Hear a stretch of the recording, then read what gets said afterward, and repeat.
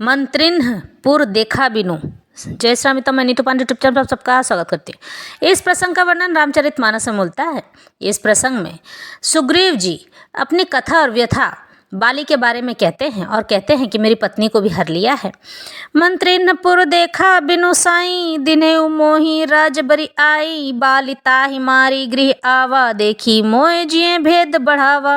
रिपुसम मोहि मारे सी अति भारी, हरि लिने सी सर्वसु अरु नारी।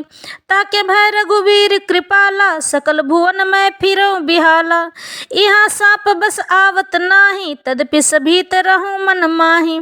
सुनि सेवक दुख दीन दयाला, फिर की उठी द्वय भुजा विशाला। सुनु सुग्रीव मारहूँ बाली एक ही बाण, ब्रह्मरुद्र शरणागत गए न उबरहि प्राण। जो न मित्र दुख हो ही दुखारी, तिन्हि बिलोकत पातक भारी। निज दुख गिरि समरज करि जाना, मित्र को दुख रज मेरु समाना। जिनकै असीमति सहज न आई, ते सठ कत हटी कस्त मिटाई। कुपथ निवारी सुपंथ चलावा, गुण प्रगटय अवगुण नहीं दुरावा। इस पर मंत्रियों ने नगर को बिना स्वामी का देखा तो मुझको जबरदस्ती राजी दे दिया। सुग्रीव ने कहा, बाली उसे मारकर घर आ गया। मुझे राज सिंहासन पर देखकर उसने जी में भेद बढ़ाया, अपने मन में भेद बढ़ा लिया, बहुत ही विरोध माना।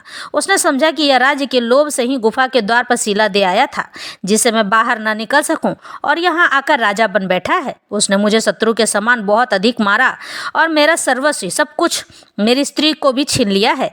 हे कृपालु रघुवीर, मैं उसके भय से समस्त लोकों में बेहाल होकर फिरता घूम रहा हूँ। वह साप के कारण यहाँ नहीं आ सकता है, तो भी मैं मन में भयभीत रहता हूँ। सेवक का दुख जानकर दिनों पर दया करने वाले श्री रघुनाथ जी दोनों विशाल भुजाएं की उनकी फड़क उठी। उन्होंने कहा, हे सुग्रीव सुनो, मैं एक ही बाण से बाली को मार डालूंगा। ब्रह्मा और रुद्र भी की शरण में जाने पर भी उसके प्राण न बचेंगे। जो लोग मित्र के दुख से दुखी नहीं होते हैं, उन्हें देखने से ही बड़ा पाप लगता है। अपने पर्वत के समान दुख को धूल के समान और मित्र के धूल के समान दुख को सुमेरु बड़े भारी पर्वत के समान जाने जाते हैं।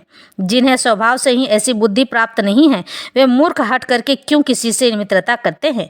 मित्रता धर्म है कि वह मित्र को बुरे मार्ग से रोककर अच्छे मार्ग पर चलावे, उसके गुण प्रकट करे और अवगुणों को छिपावे। इस तरह से ये